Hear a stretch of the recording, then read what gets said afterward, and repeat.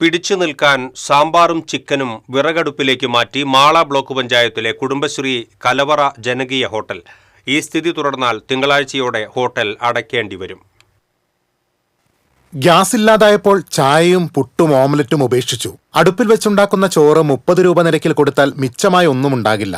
ഇപ്പോഴുള്ള ഗ്യാസ് തിങ്കളാഴ്ചയോടെ കഴിയുന്ന അവസ്ഥയാണ്. കൂടുതൽ ദിവസത്തേക്ക് ലഭിക്കുന്നതിനായാണ് ചില കറികൾ വിറകടുപ്പിലേക്ക് മാറ്റിയത്. കുടുംബശ്രീയിലെ 4 പേരാണ് കലവറ ജനകീയ ഹോട്ടൽ നടത്തുന്നത്.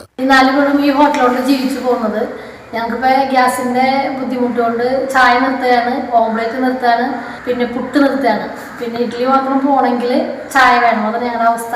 ഇപ്പൊ വിറക് കൊണ്ട് നമ്മൾ ഇന്ന് സാമ്പാർ ചോറ് എല്ലാം വിറകിലാക്കി. വിറകിലാണ് ഇപ്പം ചെയ്യുന്നത്. നമ്മൾ ഒരുപാട് ബുദ്ധിമുട്ട് 2 ദിവസം പോകണം.